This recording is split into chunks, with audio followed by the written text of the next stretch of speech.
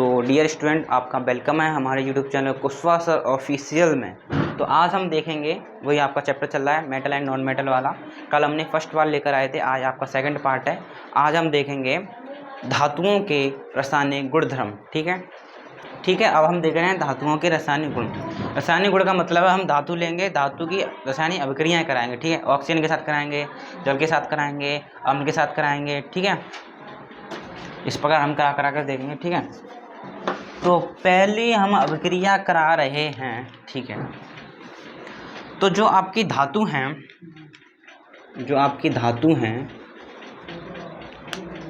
ठीक है, जो आपकी धातु हैं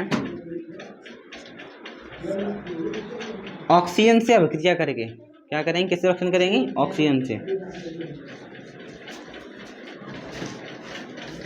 जब आपकी धातु ऑक्सीजन से अभिक्रिया करेगी तो क्या बनाएगी? आपका बनाएगी धातु ऑक्साइड। क्या बनाएगी? धातु ऑक्साइड। ठीक है, एक मान लीजिए एक प्रकार का आपका जनरल फार्मूला है। ऑक्सीजन तो O2 सेम होगी, धातु बदलती जाएंगी, कोई भी धातु आ सकती है। क्या बना दो आप यहाँ पे? धातु ऑक्साइड बना दो। धातु के संग ऑक्सीजन चिपका दो, धातु ऑक्साइड बन गया। उदाहरण के लिए आप ले सकते हैं, तो पहला गुण है, उदाहरण के लिए आप ले सकते हैं धातु कौन सा उठा लूँ? मान लीजिए सोडियम ले लिया मैंने। ठीक है, सोडियम ले लिया, किससे रिएक्शन कराई मैंने? ऑक्सीजन यानी O2।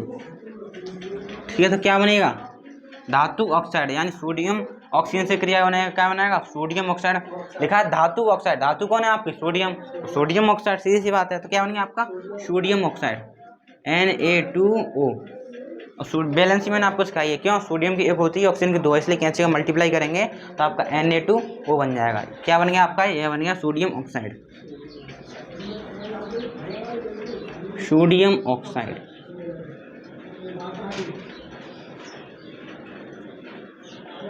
क्या आप इसका बना सकते हैं? मान लीजिए अब की बार मैंने धातु ले ली, क्या के यानी पोटेशियम, किससे रिएक्शन कराई मैंने? हाँ, बैलेंस कर सकते हैं। इधर आपके सोडियम कितने हैं? 2, तो आप इधर 2 का मल्टीप्लाई करा देंगे। पहले तो आप देखें, इधर ऑक्सीजन कितनी है आपकी? 2, इधर कितनी है? 1। तो बराबर करने के लिए मुझे यहाँ पर 2 का गुणा करना पड़ेगा। ठीक है, तो मैंने 2 का गुणा कर दिया इधर। हाँ, तो 2 का मैंने इधर गुणा किया तो ऑक्सीजन 2 हो गए इधर, लेकिन आपके सोडियम कितने हो गए इधर? 4 हो गए। देखो 2 तो है ही है, 2 का गुणा और कर दिया तो 4 हो गए। तो इधर कितने? 1 ही है, तो इधर भी 4 का गुणा करना पड़ेगा। ठीक है, तो अब आपकी ये क्या हो गई? संतुलित हो गई। ठीक है, अब आपको ये वाली रिएक्शन करनी है। मैं क्या कर रहा हूँ? पोटेशियम की किससे रिएक्शन करा रहा हूँ? ऑक्सीजन के साथ, यानी O2। ठीक है, तो आप बताएं क्या बनेगा आपका? ठीक है, आपके लिए छोड़ा गया है। हाँ, क्या बनेगा आपका? Potassium oxide. पोटेशियम ऑक्साइड का सूत्र बताएं क्या होगा? देखो मैंने आपको सूत्र बनाना सिखाया है, तो आप इधर देख सकते हैं कि क्या बनाना है मुझे? पोटेशियम ऑक्साइड बनाना है। ठीक है, तो मैंने लिखा है यहाँ पर पोटेशियम ऑक्साइड। ठीक है, पोटेशियम ऑक्साइड का हम सूत्र बना रहे हैं। तो पोटेशियम के हो गया, ठीक है, ऑक्साइड का क्या हो गया? O हो गया। मैंने आपको बैलेंसी लिखाई है।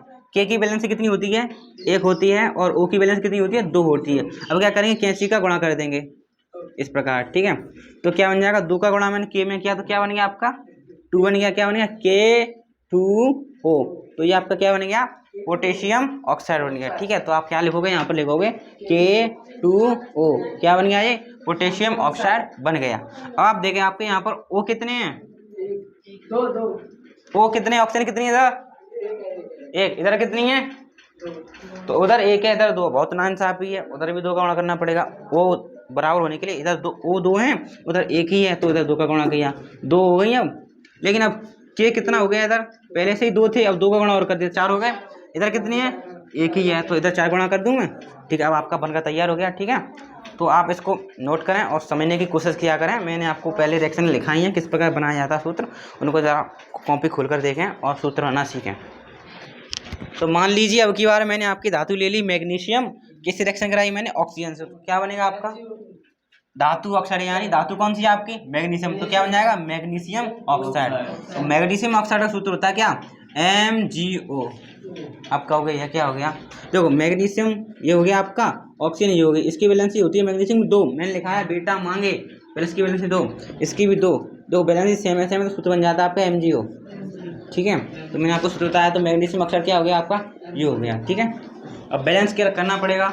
इधर ऑक्सीजन कितनी है 2, इधर कितनी है, इधर ऑक्सीजन कितनी है 1 है, तो उधर 2 का मल्टीप्लाई करेंगे। ठीक है, 2 ऑक्सीजन हो गए, लेकिन इधर Mg कितने हो गए 2, इधर कितने 1, तो 2 का इधर मल्टीप्लाई। ठीक है, तो आपको ये रिएक्शन हो गई। तो आप बता रहे हैं क्या हमने क्या देखा, धातु ऑक्सीजन से क्रिया करे क्या बनाएंगी, धातु ऑक्साइड। ठीक है, तो दोस्तों हम जानते हैं जो आपके धातु ऑक्साइड होते हैं, अभी मैंने यहाँ बनाए थे sodium oxide, potassium oxide, magnesium oxide, इनकी प्रकृति कैसी होती है, क्षारीय होती है। तो आप क्या लिखोगे, धातु ऑक्साइड की प्रकृति,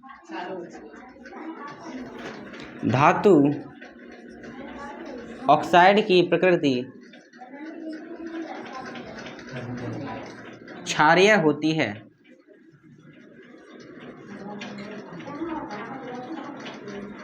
क्या होती है आपकी, धातु ऑक्साइड की प्रकृति कैसी होती है, क्षारीय होती है। ठीक है, अब इसमें भी अपवाद है,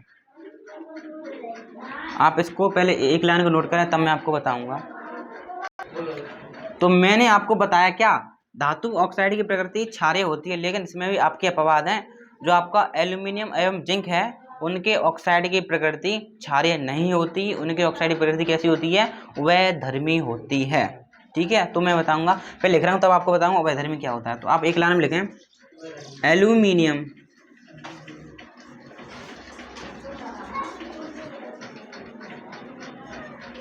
एवं जिंक ऑक्साइड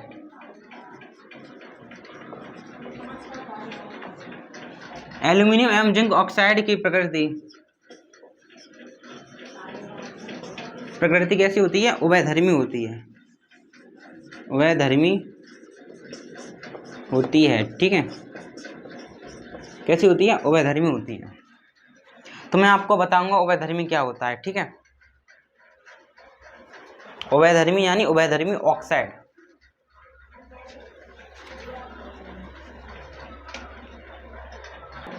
हम बात कर रहे हैं उभयधर्मी ऑक्साइड यानी एम्फोटेरिक ऑक्साइड, इंग्लिश में बोलते हैं। देखो, उभयधर्मी ऑक्साइड ऐसे ऑक्साइड होते हैं जो अम्ल तथा क्षार दोनों की तरह काम करें। समझ में आ रहा है, धातु के ऑक्साइड कैसे होते हैं, क्षारीय होते हैं, यानी वो क्षार की तरह काम करते हैं। लेकिन उभयधर्मी ऑक्साइड क्या होते हैं, अम्ल की तरह भी काम कर लेते हैं और क्षार की तरह भी काम कर लेते हैं। यानी ऐसे ऑक्साइड जो अम्ल तथा क्षार दोनों की तरह काम करें, उन्हें हम क्या कहेंगे, उभयधर्मी ऑक्साइड, दोनों तरह का काम करें। ठीक है, तो आप क्या लिखोगे, वह ऑक्साइड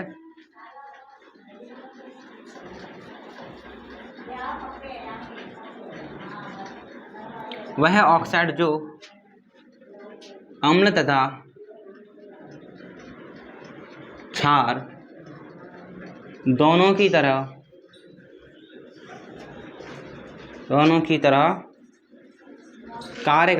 दोनों की तरह कार्य करते हैं, उभयधर्मी ऑक्साइड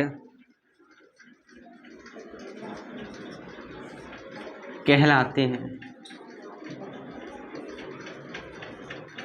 क्या कहलाते हैं, उभयधर्मी ऑक्साइड कहलाते हैं। ठीक है, वह ऑक्साइड जो अम्ल तथा क्षार दोनों की तरह कार्य करते हैं, वह धर्मी ऑक्साइड कहलाते हैं। ठीक है, अब मैंने उभयधर्मी ऑक्साइड किसको बताया है, जिंक और एल्यूमिनियम के ऑक्साइड को उभयधर्मी ऑक्साइड बताया। यानी मैं कह सकता हूँ जिंक के ऑक्साइड और एल्यूमिनियम के ऑक्साइड अम्ल और क्षार दोनों की तरह काम करेंगे, करेंगे कि नहीं करेंगे। लेकिन इसी के ऊपर पेपर में सवाल बन जाता है, बताइए कि एल्यूमिनियम और जिंक के ऑक्साइड उभयधर्मी होते हैं, तो कैसे बताओगे आप इनके रिएक्शन के द्वारा बताओगे, अम्ल की तरह का भी काम करते हुए दिखाओगे आप इनको, और क्षार की तरह भी कार्य करते हुए दिखाओगे। अगर दोनों की तरह काम कर रहे हैं तो क्या है, आपके उभयधर्मी ऑक्साइड हैं। तो देखो, अब मैं आपको बता रहा हूँ ये कैसे क्षार की तरह काम करेगा, कैसे अम्ल की तरह कार्य करेगा। ठीक है, तो प्रिय विद्यार्थियों, आपने एक फॉर्मूला सुना होगा, मैंने आपको वही बताया है। जो आपके अम्ल हैं, अम्ल क्षार से अभिक्रिया करके क्या देते हैं, क्षार से अभिक्रिया करके क्या देते हैं, लवण प्लस जल देते हैं। आप इस सूत्र का ध्यान रखें। ठीक है, रिएक्शन है, ये आपको पता है।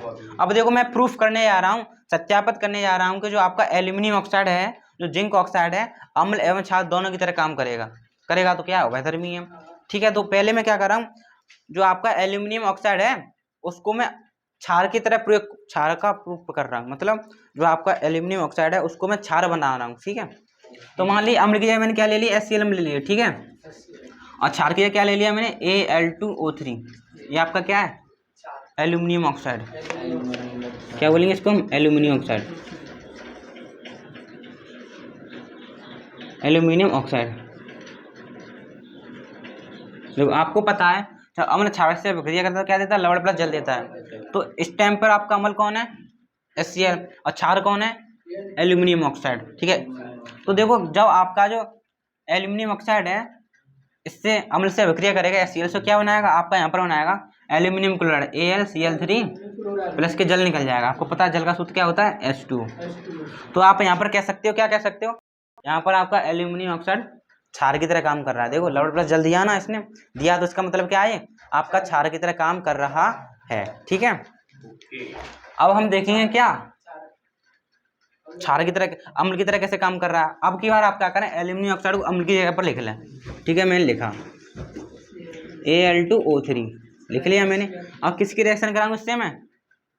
अम्ल की जगह मैंने क्या ले लिया? Aluminium chloride. अब क्षार की ले रहा हूँ क्या? NaOH। सही है, ठीक है। तो जैसे ही मैं एल्यूमिनियम ऑक्साइड की अभिक्रिया NaOH से कराऊंगा तो आपको क्या मिलेगा? आपको मिलेगा Na एल्यूमिनियम ऑक्साइड। ठीक है, आपको मिलेगा सोडियम AlO2 और आपको यहाँ पर क्या मिलेगा? जल मिलेगा।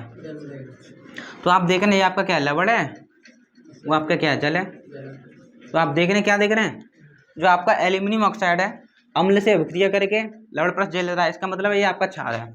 इधर आपका यह अम्ल से क्षार से अभिक्रिया करके लवण प्लस जल ले रहा है। यहाँ पर कैसा काम कर रहा है? अम्ल की तरह। ऊपर कैसे काम कर रहा है? क्षार की तरह। तो हम कह सकते हैं आपका जो एल्यूमिनियम ऑक्साइड है अम्ल और क्षार दोनों की तरह काम कर रहा है, इसलिए यह आपका क्या है?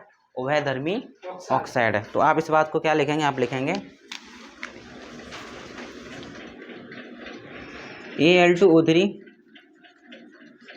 अम्ल तथा, हाँ आप इसको उतारें, Al2O3 अम्ल तथा क्षार के साथ अभिक्रिया करके लवण और जल देता है।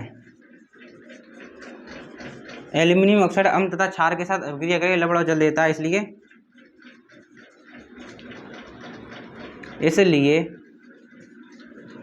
यह उभयधर्मी ऑक्साइड है। तो आप आपसे पूछेगा दर्शाइए कि एल्यूमिनियम ऑक्साइड उभयधर्मी ऑक्साइड है, तो आप क्या करोगे? एल्यूमिनियम ऑक्साइड एक बार अम्ल से क्रिया करा देना, एक बार क्षार से क्रिया करा देना, इस प्रकार आपका प्रूफ हो जाएगा।